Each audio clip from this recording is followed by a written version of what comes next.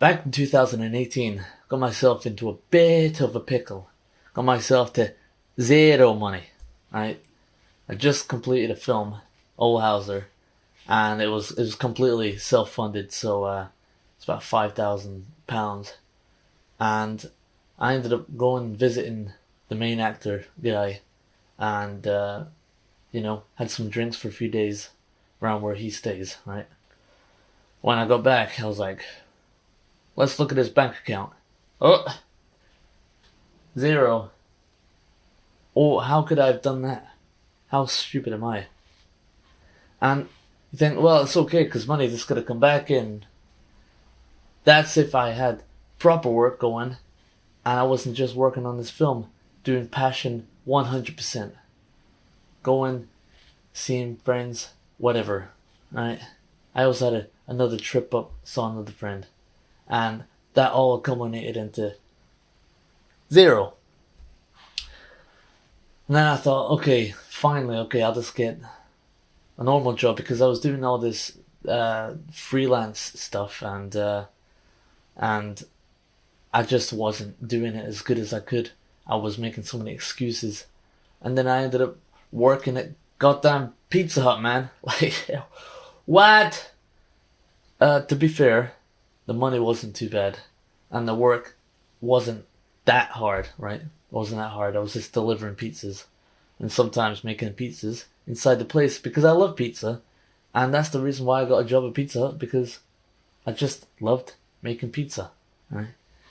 Their pizzas in the UK are pretty shit, but around the world it's not bad.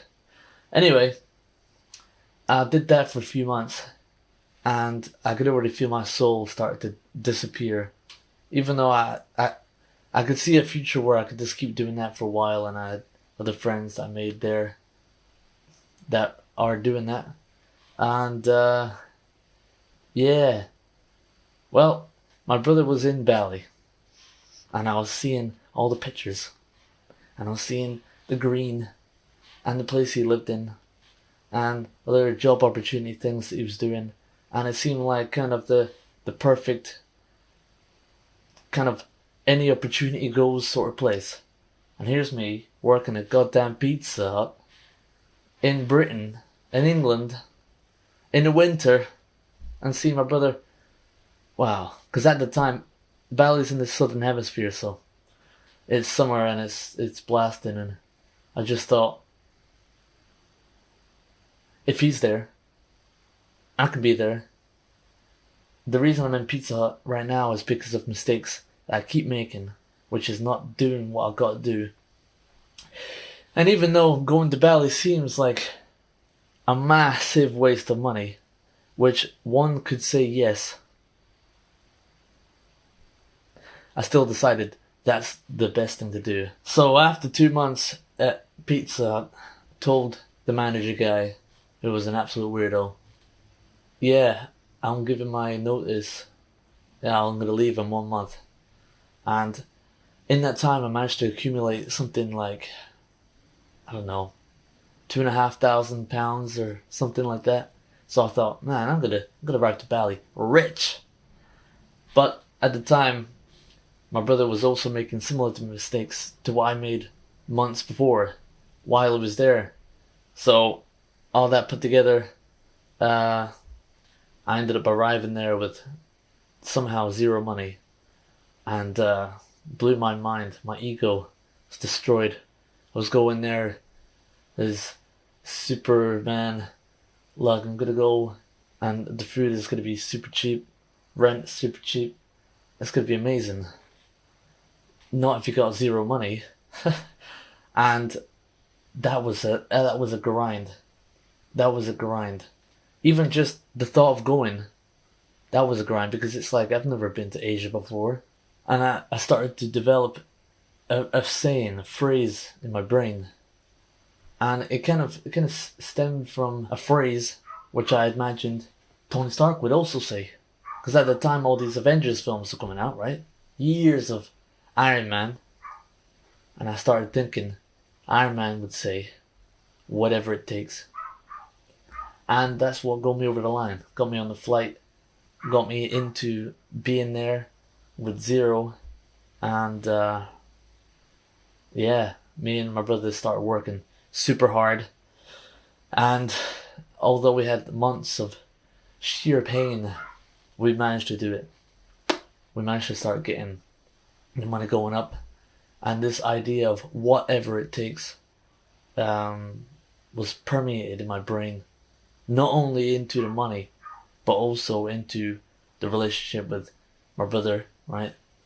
And just with anything. Just imagine whatever you could be, whatever it takes. You're gonna do whatever it takes. Anything you could imagine. Whatever it takes. But after a while, I kind of forgot about that and then started getting a bit more messed up, right? And this is in 2019 when Endgame came out. And we all know what happened at the end of Endgame. Iron Man did do whatever it takes to save the world against halving the population, which is kind of what you'd imagine the next year would have been, which is a pandemic. And, well, there's not really been any pandemic that's halved the population. And it's pretty interesting thinking that a couple of films about saving humanity, halving the population, came out a year before a significant event like this has happened, right? Where Thanos, supposed bad guy, but a lot of people started agreeing with that guy, thinking we need that snap. Which, you know, at the time it made sense. Half the population, save the resources, right? He's doing the good thing, even though it's really bad the way he's doing it, right? Eventually, the Avengers win. At great cost of Sir Tony Stark, R.I.P.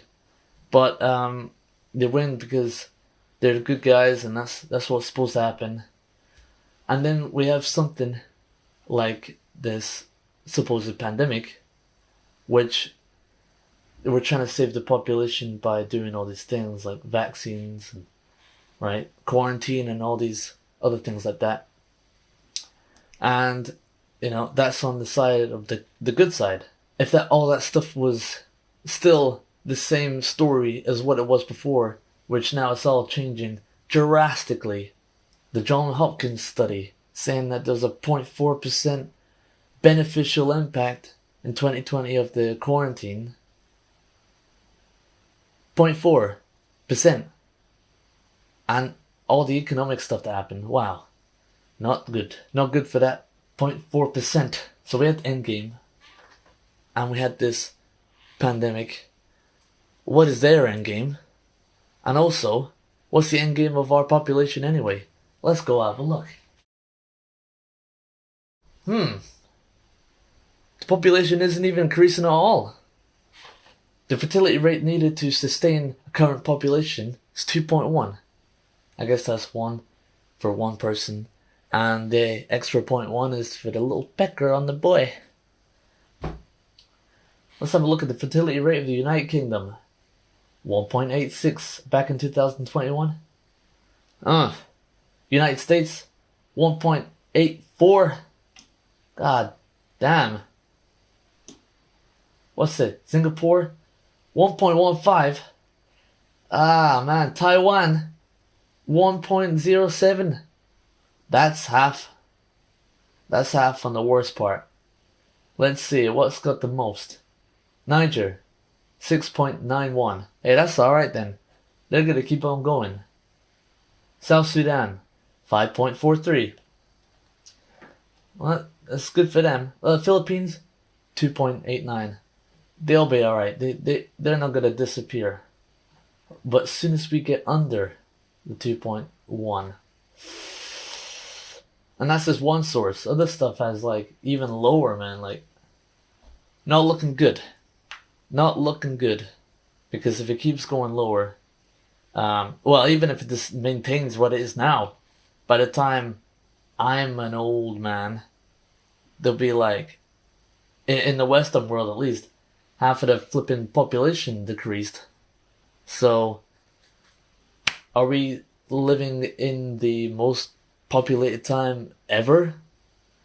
Why is it going down? From what I've seen, looks to be that the more educated someone is, the more likely they're going to be like, nah, don't want kids. Have you seen Idiocracy? No one had kids unless they were a dummy. So it looks like anyone that has a higher fertility rate, I suppose they're dummies. Maybe that's why so many Asian countries have such a low birth rate, because they're all super smart. And also, the more religious a country is, the more likely they're going to have mad amount of kids as well, because it's just the way it is, right? So, Spain being the least religious country in all of Europe, let's have a look at their birth rate. 1.5. God damn, man. God damn. I mean, I get it. I don't have kids. I'm quite a few years older than what my dad was when he had kids, so... and I don't plan to have them anytime soon. Why? Work, responsibility. You need a good relationship. I don't want no single parent nonsense, man. Like, maybe that's another reason why people are doing this, eh? Because they don't want to have this horrible situation of this single parenthood. And I also think that there's just so much more individualism going around, and, you know, people having their families around less. Because it seemed like before, you know, you have a kid and you'll have your parents around, and you could even have like your own grandparents around as well, so it's like a whole mix, and everyone can have a shot having a look, you know, aunts and uncles and stuff. But the more people moving around and being wherever they want, alone or whatever, if they're traveling, or just moving to a whole different city completely, and it's just not convenient at all, then having a kid is like the only person else that could look after the kid would be daycare thing, nanny, and all that costs money. It's kind of mad, because even though the population isn't technically decreasing yet, because the people that are still alive aren't dead yet, the fertility rate is slowing way the fuck down, even this from a few years ago. So at the time, the end game made sense, but it's starting to make less sense, increasing day by day. People having less and less babies, less and less relationships, right? Less religious, all that. For the people that know about this, what did they say about it? Well, there's a few people that say stuff like, wow, well, that's good. That's good that it's not increasing, because it's going to be good for the environment, and it's going to be good that there's just less people. But that gets kind of whack when you hear, we need less people, right? It's a bit fucked. And also, they don't really take into account people that are old in the future, what their lifestyle is going to be like, their pension and all that, because the amount of people that are going to have to be supported by so much more people for that one person is going to be drastically increased. So that's not the best, and the quality of life is going to be surely decreased, because there's going to be less people for the infrastructure for the old people, because it's going to be wildly the disparity of age is going to be wildly different, right? You're going to have mental amount of old people and not many young people taking care of those old people, because they're not going to be working. What are you going to do? Increase the age of retirement to like 90? Nah.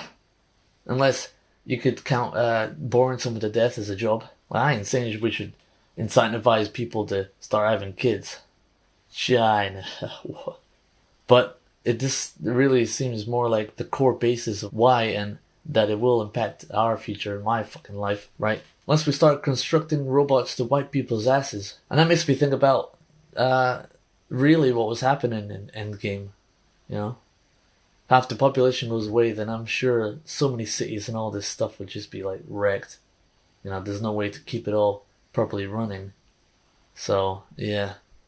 And to keep a motto, whatever it takes going on in your brain, especially for a pandemic that's lasted for so long, and to think they're going to figure out some way to keep something going, if it's war or whatever, right?